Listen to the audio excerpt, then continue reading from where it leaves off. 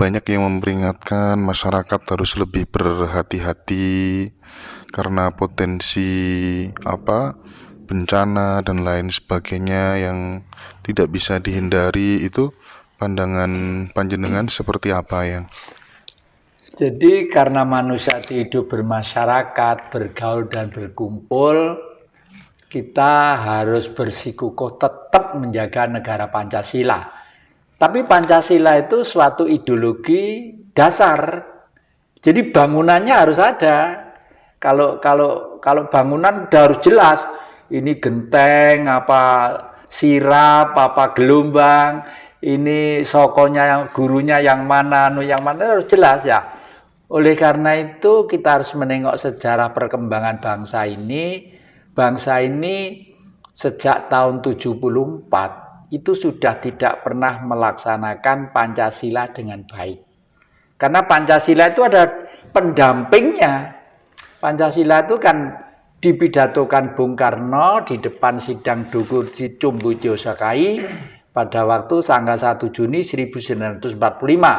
Tapi sebelum itu penggaliannya itu sudah ada. Penggaliannya itu sejak tanggal 4 Juli 1900 tahun 27. Setelah Bung Karno bertanya pada tokoh-tokoh lama, tokoh-tokoh agama, tokoh-tokoh sepuh, tokoh-tokoh ini lalu Bung Karno pada waktu itu kuliah di ITB, berjalan-jalan di suatu desa, ketemu dengan masyarakat desa. Di sana ditanya, kalau ada orang tuh kerja nyangkul di sawah, kerja keras, peluhnya itu diluweran, kena terik matahari, ndak pernah susah, ndak pernah masih kerja keras terus, tapi hidupnya kok miskin. Ditanya namanya Marhen. Nah, itulah sejarahnya. Jadi Marhen itu ternyata adalah bukan ideologi, nama orang yang kerja keras, pantang menyerah, punya tanah yang subur, punya kekayaan, tapi kok miskin. Apa yang buat miskin? Sistemnya. Oleh karena itu Bung Karno tidak pernah membenci kepada manusia, itu tidak pernah. Membenci Barat pun Bung Karno sebenarnya juga tidak pernah. Membenci Cina juga tidak pernah, membenci Arab juga tidak pernah. Justru Bung Karno mengakomodir semua itu dalam suatu wawasan yang dipidatokan di PBB ya, sekitar tahun 60 itu, The Five Principles of Indonesia, Belief of God, Nationalism, Humanity, Democratic, dan Social Justice. Jadi ketuhanan yang Maha Esa, kebangsaan, kemanusiaan, kerakyatan, dan keadilan sosial. Jadi, ini adalah pendampingnya Pancasila. Kalau Pancasila tidak didampingi lah, Marhen orangnya, Marhenisme ajarannya, ya, Marhenis manusianya yang berjuang untuk orang-orang yang miskin tadi itu. Nah, kalau tidak didampingi itu, ya Pancasila tetap abstrak saja. Buktinya apa? Tahun 74 Pancasila itu dirubah. Yang rubah juga pinter Orde Baru itu. Makai orang-orang gelarnya profesor semua, ya. Ada Profesor Daud Yusuf, ada Profesor Nugroho Susanto, ya, yang dari TNI itu dirubah, merubahnya indah. Tapi masih seakan-akan tidak bertentangan dengan Pancasila. Tapi sebenarnya motivasi perubahan itu adalah menghapus Marhenisme tadi itu. Karena apa? Kalau Marhenisme nanti tetap dipakai sebagai bahan bangsa, pendamping Pancasila ini, Indonesia itu tidak bisa dikuasai oleh asing. Karena kenapa VOC di sini 500 tahun? Karena pengen rempah-rempah, ya toh, pengen pala tadi itu loh ya. Di Eropa meskipun membuat hamburger, membuat roti, membuat Kentucky dan lain sebagainya, kalau tidak ada rempah-rempahnya rasanya sepo toh. Sepo. Nah, itulah makanya palapa itu adalah kekayaan yang besar di negeri ini gitu. Yang Jati sering meneteskan air mata ketika berbicara tentang beliau, Bung Karno, apa sih yang sebenarnya yang Jati rasakan? Seolah-olah Bung Karno itu kan presiden. Kalau presiden itu kan biasanya semuanya serba terjamin begitu. Tapi seolah-olah saya merasakan ada sisi lain yang mungkin jarang orang memahami. Pripun yang? Detik terakhir Bung Karno itu sebenarnya disiksa, bukan tersiksa loh ya. Kalau tersiksa itu kan kodrat alam, tapi disiksa ya, disiksa. Oleh karena itu Bung Karno jauh-jauh sebelumnya sudah ngerti bahwa harus menata sejarah sehingga sejarah itu minimal menjadi pegangan persaudaraan bangsa-bangsa di dunia. Oleh karena itu, dan Indonesia khususnya dan dunia pada umumnya. Oleh karena itu yang terakhir Bung Karno kawin dengan Bu Dewi. Itu kan Jepang ya, darahnya darah Jepang. Karena Bung Karno sadar bahwa Jepang itu adalah negeri pulau kecil yang masih ada kaitannya dengan sejarah-sejarah berkepanjangan pada waktu itu dengan kekuasaan bangsa kita. Jadi Jepang tuh kostratnya Nusantara pada waktu itu Indonesia sekarang ini yang dulu pada waktu ibu kotanya masih ada di daratan Cina. Orang sana menyebut Sriwijaya itu Cileboce gitu ya. Sriwijaya itu disebut Cileboce gitu. Nah, lalu Bung Karno sudah juga sadar bahwa abad ke-17 leluhurnya itu sudah kuasa ibu kota Nusantara itu di Ternate sana tahun 1763 kurang lebih itu ya. Rajanya itu waduh gagah perkasa gitu. Itu kebetulan masih buyutnya Bung Karno, masih mbahnya Pangeran Diponegoro. Nah, dalam hal ini kepada adik-adik dan siapa saja saya pengen memberitahukan, pengen mengabarkan, bukan menyebarkan ya. Kalau menyebarkan berarti saya punya ilmu. Berdasarkan pengamatan saya, Bung Karno itu adalah sosok titah manusia yang moksa dengan amat sangat sempurna. Moksa itu ada beberapa tipe. Moksa ala Pangeran Diponegoro, moksa ala Prabu Jayabaya, moksa ala Prabu Brawijaya, dan moksa ala Bung Karno. Menurut hemat saya, moksa yang paling sempurna adalah moksa ala Bung Karno.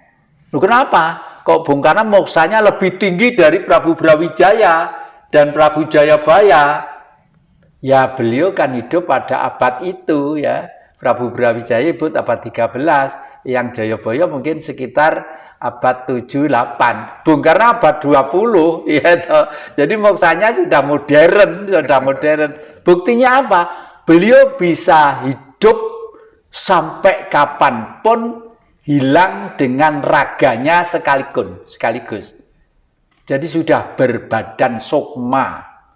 Nah, kalau tipe moksa yang lainnya adalah moksa Pangeran Diponegoro.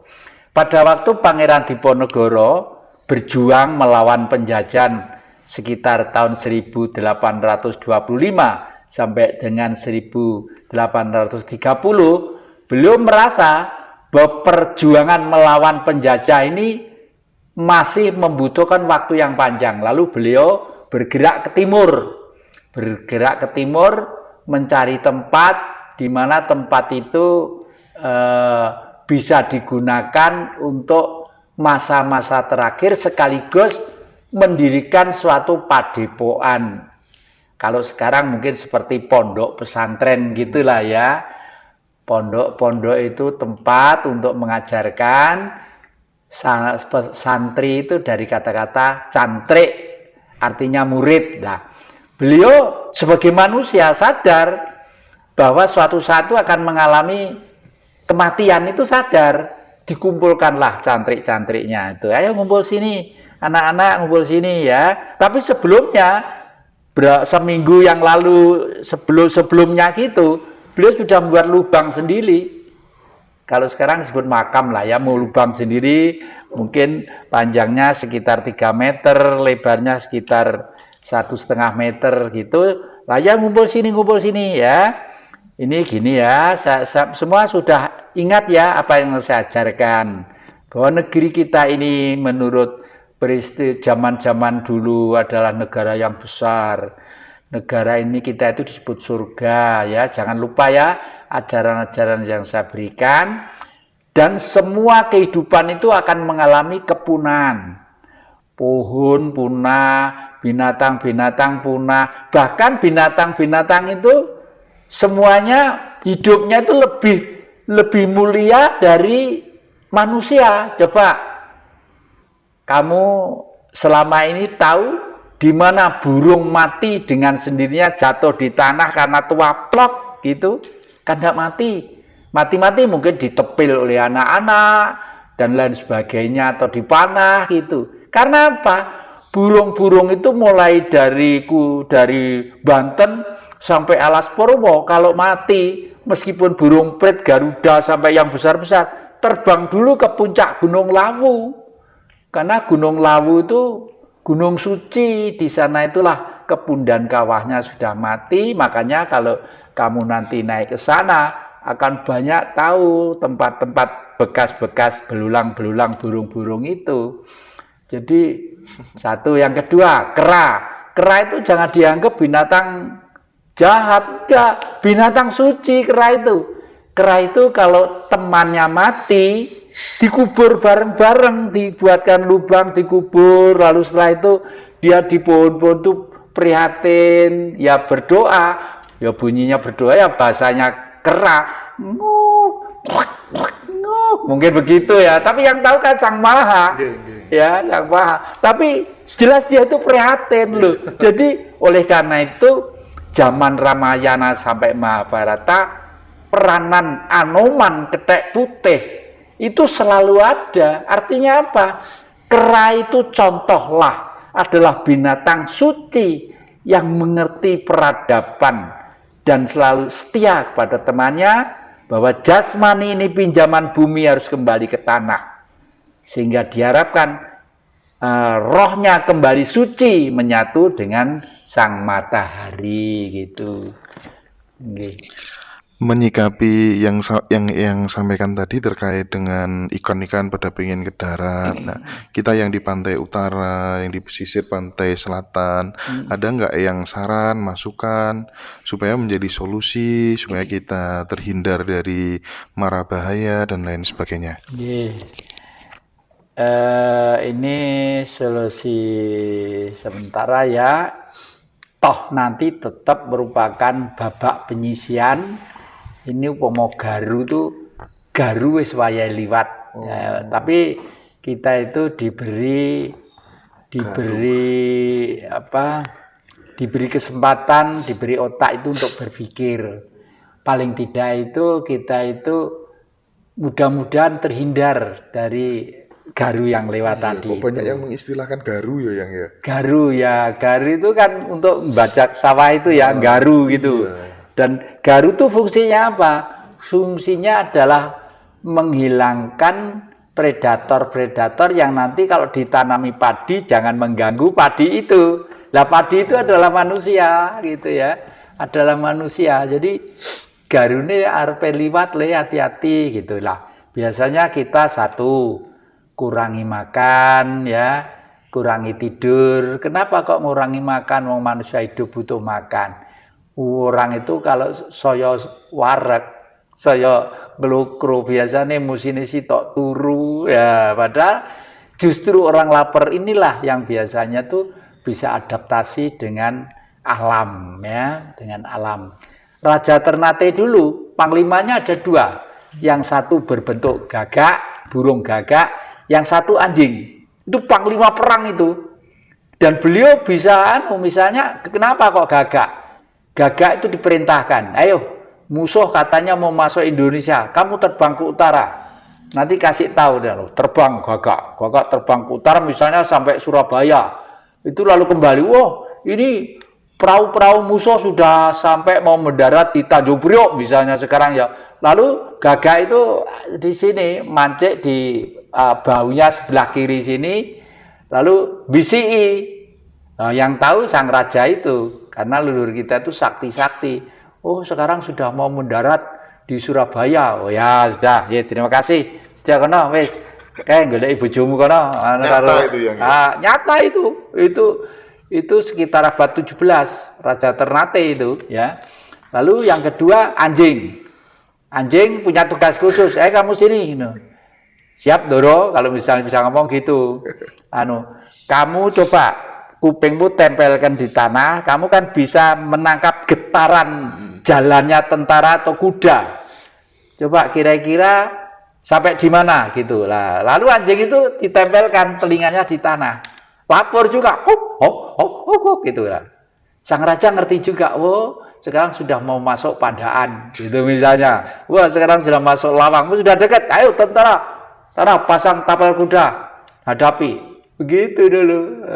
Makanya sumpah Prabu Kertanegara itu Prapta Ika Dharma Putra Nusantara, ingsun tanha mukti palapa, lamun durung eka hing Nusantara, hing Tumasik sekarang Singapura, hing Johor sekarang Malaysia, hing Ternate Nusa Tenggara Timur, hing Gurun Australia.